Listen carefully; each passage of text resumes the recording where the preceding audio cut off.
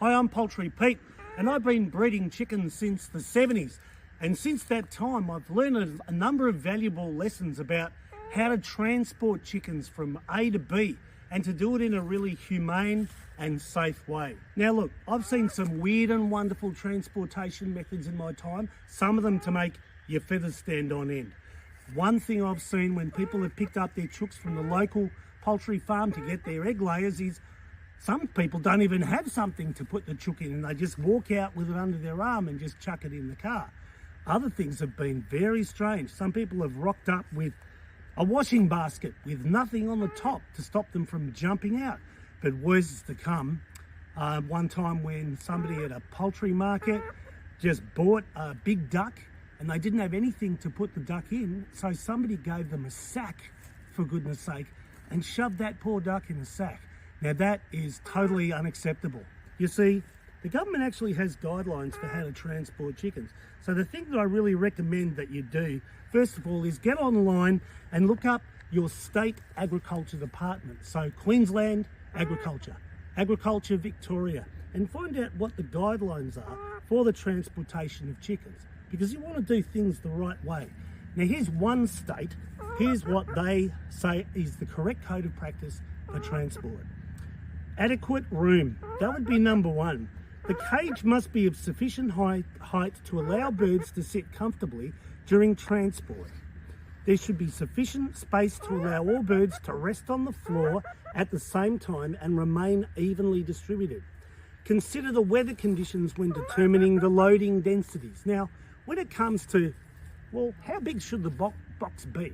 I believe that a chicken, in keeping with the code of practice, should be able to stand up in the box. And I believe that they should be able to move around in the box and do a 360. But cardboard boxes I'd only recommend for short distances, and I think that you should put holes all around the box before you put the chicken in, of course, so at least there's some type of ventilation. But I wouldn't be using a cardboard box on a hot day. And the other thing is, people don't remember to put any kind of litter or wood shavings in the box. If you just leave the bottom of the box bare, the chicken will poo and they'll be standing in their own feces, and that's not a good thing. So the beauty of putting a bit of litter in the box is that if they do defecate, it gets absorbed straight away and the chicken comes out nice and clean. Now, ventilation is what was in the code of practice. Now, the bigger the chook, I believe the bigger the box, and the more ventilation, the better. Make sure that you have an adequate water supply and feed to last the journey, whatever that journey is going to be. And if you're going on a long journey, make sure that you've got a big receptacle and that you periodically stop your vehicle and refill their feed and water. If it's a hot day, I wouldn't have them in the boot. No way. I'd have them in the car with you with the air conditioning on. So here are your options. A good cheap option, cardboard box, readily available. But even better, a carry cage that would suit the size of your bird so that they're able to move around and get adequate access to food and water. Okay, now about closing cardboard boxes. You just stay there for me, Esmeralda. Good girl, she's very chatty. How do you actually close the cardboard box? Well, once you've got lots of holes and adequate ventilation in the box, there's a very simple method for enclosing it. People get a bit confused.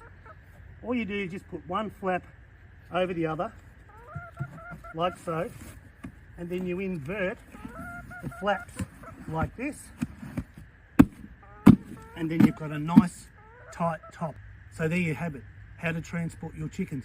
Be aware that in some states, if there is an outbreak of influenza, there may be some restrictions to crossing borders between states, and it's very important that you look that up before you transport. I'm Poultry Pete. I hope you subscribe to my channel, and hey, why not click on the link below and join our school group where we can have a leisurely chat and you can ask all the questions you like and be part of a community of chicken loving people. See you later.